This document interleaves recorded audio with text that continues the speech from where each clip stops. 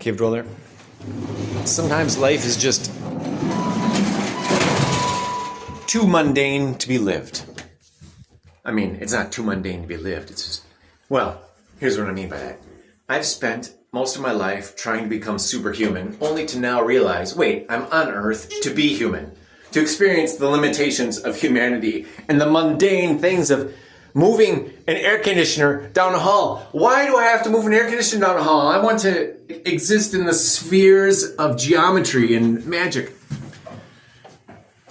So I realized this week those two things.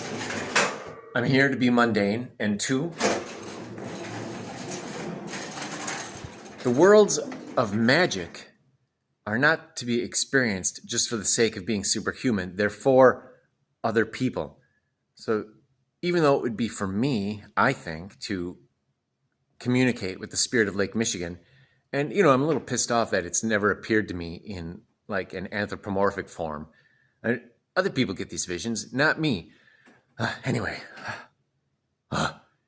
maybe I'm just not cut out to be a space wizard. However, if I was cut out to be a space wizard, it wouldn't be for experiencing space wizardry.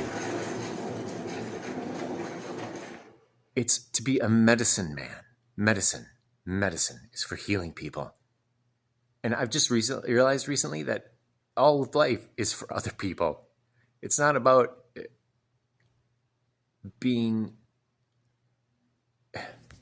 When you think about it, a stack of air conditioners is a beautiful thing. Even though they cause heat islands and are full of pollutants, and I'm putting on this elevator which runs on pollutants. Wait. Yeah.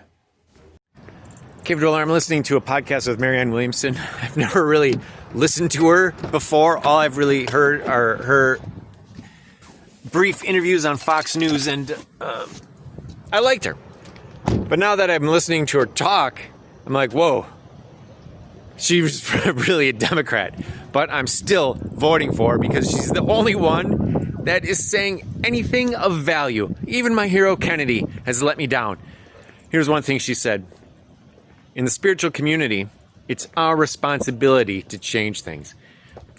For instance, money is power. When you have success in the spiritual community, you should work towards change and betterment of people around you. For instance, the Christians, the Catholics, the Jews, they all build hospitals and schools. The mundane world is a magical world when you open your eyes up to it. And then just be grateful. Oh, another thing I'm learning is words.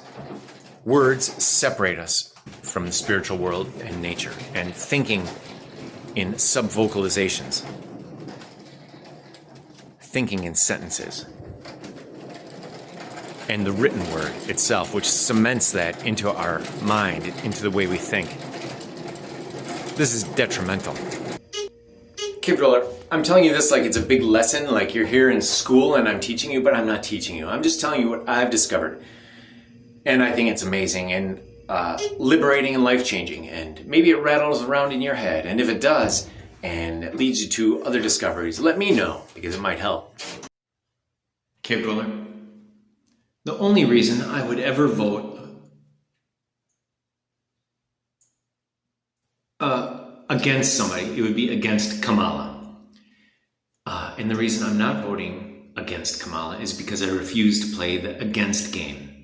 And even though I'm strongly attracted to Trump, especially with Kennedy and Tulsi Gabbard, I'm not going to vote for them because they're playing the vote against game, and I don't trust it. So, may the best America win. Wait a minute. So, does that mean I'm voting against Kennedy? This is so confusing. This is not as cut and dried as it was when back in the early 90s when I was just like, I hate that guy. I'm voting against him. I'm not sure what to do now. I mean, do I read the Chronicles of Coram or Ringo Kid? Everything is in flux.